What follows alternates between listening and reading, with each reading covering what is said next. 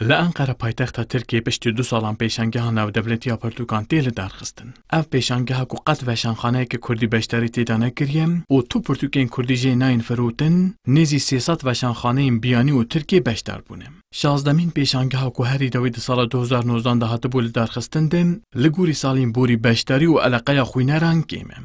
Derbarê kêmbûna eleqeya welatiyan de xwediyê weşanxaneyan çendîn sedemên sereke nîşan didin û dibêjin êdî hêdî hejmara pêşangehên wiha jî dê kêm bibin. Geçen senelere göre dediğiniz gibi pandeminin etkisi yani açılsa da hala devam ediyor.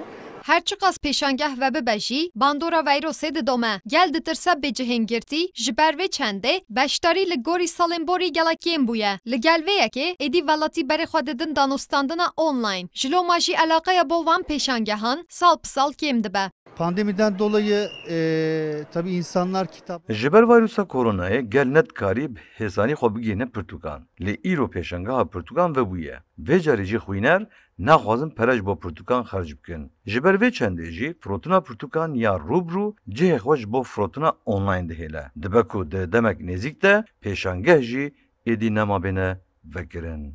Beramberî wê ki di salên dawî de eleqeya bû kevnefrûşên pirtûka jî zêde bûye. Ji ber ku kevnefrûş dibêjin pirtûkên çapa wan tune ne û yên qedexekirî êdî tenê lalê wan tên firotin.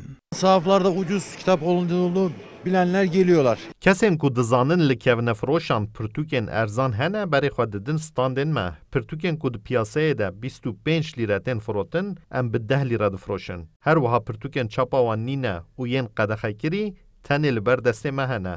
Ji loma jî xwîner berê xwe didin dikanên me. Ev pêşangeha ku di her varan de bi sed hezaran pirtûk ji bo xwîneran hatine amadekirin de xwendekar û xwînerên berê xwe dana vê pêşangehî ji rewşê keyfxweşin. Vallahi iyiydi. Bayağı çok kitap var. Vallahi gelekî xweş e. Gelek pirtûk hene. Pirtûkên çîrokan yên zanistê. Roman û her cure pirtûk ji bo me li vê derê hene. Min têra xwe pirtûk kirîne. Tabii ki pandemi süreci hem insanların bir araya gelmesini hem de kitaplarla buluşmamızı biraz engelledi. Bêguman ji ber vîrusa koronayê me nekarî bi rehetî xwe bigihînin pirtûkan. Ji ber vê çendê me destê zarokên xwe girtin û em hatin vê pêşangehê. Li gor şertên bazarê nirxê pirtûkan li vê derê erzantir e. Ev pêşangeha navdewletiya ku di heta destpêka meha mijdarî vekirî bimînin, ji bo kevnefrûşên pirtûkan jî qedeke berfireh hatiye vekirin û kesên ku pirtûkên kevnar hez dikin jî berê xwe didin wan standan. Vural erişmiş. Kurdistan 24 Ankara.